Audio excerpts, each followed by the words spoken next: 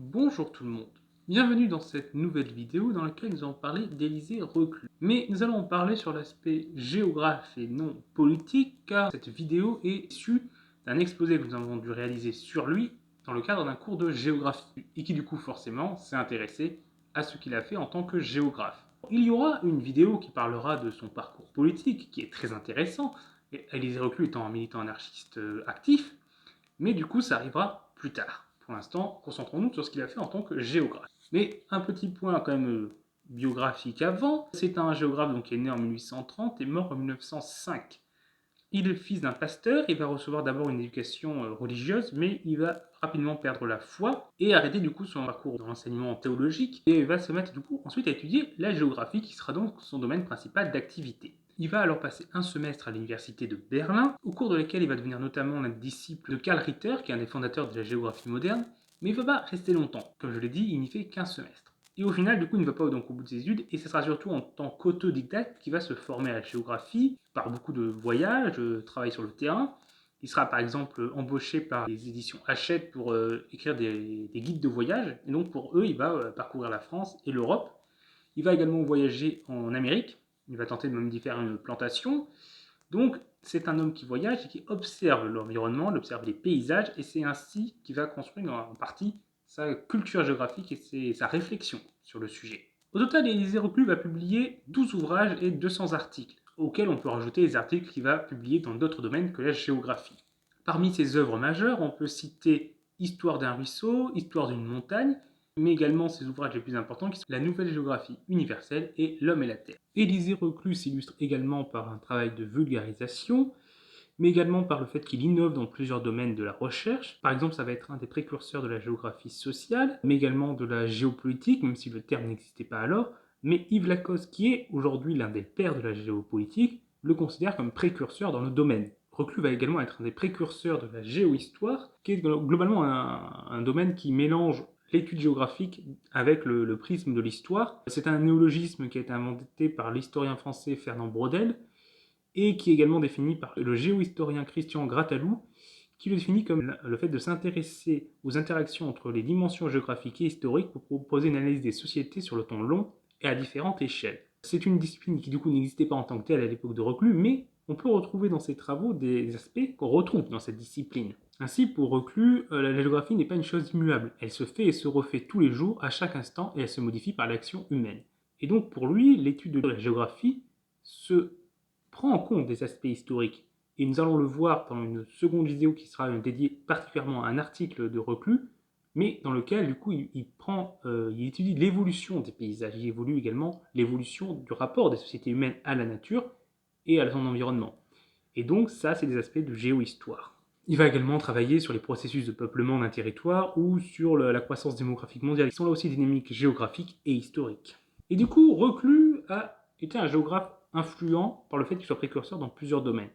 Mais c'est une influence qui a été pendant longtemps très oubliée. Certes, il a été fondateur et précurseur dans plusieurs domaines, mais ses travaux vont être oubliés globalement en fait jusqu'aux années 60-70, surtout à partir de 68, il y a un renouveau un peu pour ses travaux, puis les années 70 et 80, parce que à ce moment-là, c'est la période où la nouvelle géographie montre des limites en fait pour répondre aux problèmes de la période, et parmi ces problèmes de la période, il y a la question environnementale qui apparaît, qui commence à être une question importante, une question qui est donc des années 1968 et surtout des années 70, on s'intéresse à la question environnementale de plus en plus. Et il s'avère que Reclus a beaucoup travaillé sur la question environnementale, il a été un des précurseurs de l'écologie, et du coup ses travaux trouvent une actualité, une nouvelle actualité, et apparaissent mieux répondre aux problématiques modernes que les travaux de nouvelle géographie. Et ça aussi, du coup, c'est une période où la géographie sociale, domaine dans lequel Reclus a également été précurseur, reprend également de l'importance, là aussi pour les mêmes raisons. Mais pourquoi Reclus a pendant longtemps été oublié? Mais parce que c'est un géographe controversé. Et là, on est obligé de parler de l'aspect politique, il était anarchiste. Déjà, il était militant, et ça, du coup, pour une partie des géographes, être militant, c'est toujours un peu suspect, parce qu'on se demande si ce que tu fais en tant que géographe, c'est du travail de recherche scientifique, ou un travail militant. Et Reclus va être accusé plusieurs fois de faire un travail militant. Mais aussi, en plus, son aspect militant était du côté anarchiste. Donc quelque chose qui se place quand même un peu en dehors du cadre républicain, parce que la Troisième République, c'est un régime qui s'appuie sur l'idée de la représentativité, d'un régime parlementaire, là où l'anarchisme quand même rejette l'idée d'une démocratie représentative. Et donc le modèle de la République parlementaire, c'est pas le modèle idéal pour eux, c'est un modèle qu'ils vont combattre, comme les socialistes révolutionnaires le faisaient, qui combattaient une république bourgeoise. Et du coup, par cet aspect-là, ils se retrouvent déjà en dehors du cadre de ce qui est accepté. Il faut aussi voir que Reclus va exercer pendant une période qui est la période où les anarchistes vont pratiquer la propagande par le fait. C'est-à-dire, globalement, l'utilisation de l'action violente et des attentats ciblés envers les hommes politiques, envers le clergé, envers le patronat. C'est une courte période dans l'histoire de l'anarchisme, ça ne va pas être... ils vont pas pratiquer cela longtemps, la grande majorité de l'histoire de l'anarchisme est quand même sur un militantisme plus pacifiste et en fait de conviction, de convaincre les gens, mais pas de l'usage de la violence, mais en tout cas c'est la période de l'usage de la violence, et ça fait que l'anarchisme est beaucoup moins bien vu et beaucoup plus combattu. Par exemple avec les lois scélérates en 1893 et 1894, qui sont des lois qui vont limiter la liberté de la presse anarchiste, et qui c'est quand même pas rien, parce qu'elles reviennent sur les lois de 1881, sur des petits points de la loi de 1881, mais quand même, loi de 1881 qui portait sur la liberté de la presse, et qui accordait une très grande liberté à la presse, et c'était vu comme un des piliers du régime républicain. Si on ajoute aussi qu'il a été condamné à l'exil après la Commune de Paris, ça aussi c'est quelque chose qui pour les élites françaises était très mal vu, évidemment, Reclus va être combattu pour son aspect politique. Ainsi, par exemple, il devait être enseigné à l'Université libre de Bruxelles à partir de 1893, mais il va perdre son poste avant même de commencer à exercer, suite à un attentat anarchiste mené par Auguste Vaillant contre la Chambre des députés. C'est cet attentat d'ailleurs qui provoquera les lois scélérates. Il devra donc attendre 1894 et la fondation de la nouvelle Université libre de Bruxelles pour pouvoir enseigner. Il va également avoir comme détracteur, pas n'importe qui, Paul Vidal de la Blache, qui est quand même considéré comme l'un des plus grands géographes français.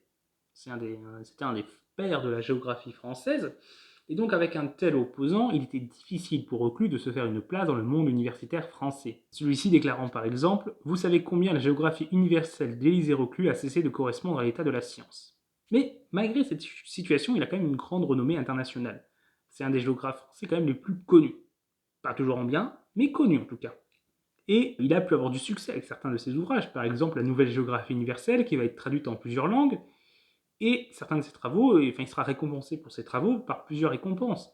Il va recevoir ainsi la médaille d'or de la Société de Géographie de Paris en 1892, mais également au niveau international la médaille d'or de la Royal Geographical Society à Londres en 1894, et va être membre de sociétés savantes telles que la Société de Géographie en 1858, la Société des Géographes de Genève, ou encore la Société belge de géographie. Ce qui montre qu'on reconnaissait quand même une qualité à ses travaux.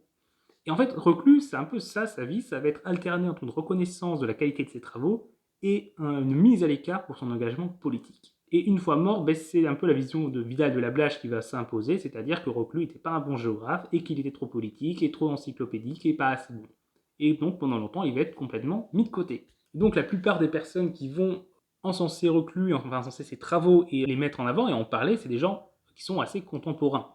Alors certes, de son époque, il y a eu George Perkin Marsh, qui est donc un géographe et diplomate anglais qui a travaillé du coup également sur certains domaines communs avec Reclus, donc notamment l'impact de l'homme sur son environnement. Mais nous en parlerons un peu plus de Marsh dans la deuxième vidéo, puisqu'en fait, c'est un lien avec l'article que nous allons étudier.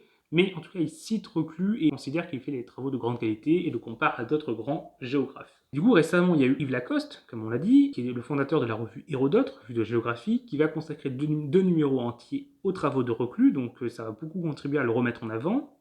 Il y a également Valérie Chansigros, qui est une historienne et naturaliste, qui considère Reclus comme un des fondateurs de l'écologie, et Béatrice Gibelin, qui est une géopoliticienne, qui a été une des élèves de Yves Lacoste, et qui également a consacré du coup sa thèse à Reclus. Donc on voit que aujourd'hui, plusieurs personnalités assez importantes du monde de la géographie, et globalement il est admis que les travaux de Reclus sont de bonne qualité. Et pour en avoir lu certains, ils sont très intéressants. Il a une vision qui n'est pas forcément toujours unique d'actualité, il y a des points, nous allons le voir dans l'article que nous allons analyser, qui peuvent différents de la vision de l'écologie par exemple que nous avons aujourd'hui, mais il mène une réflexion très intéressante et qui est quand même novatrice pour son époque. Donc c'est terminé pour cette première vidéo sur Reclus. Nous allons ensuite passer sur l'analyse de l'article et une troisième vidéo viendra sur l'aspect politique de Reclus. Donc je vous dis au revoir, n'hésitez pas à aimer cette vidéo si vous l'avez aimée, à la partager, ça nous aide beaucoup, et vous pouvez vous abonner pour ne pas rater les prochaines vidéos. Au revoir tout le monde.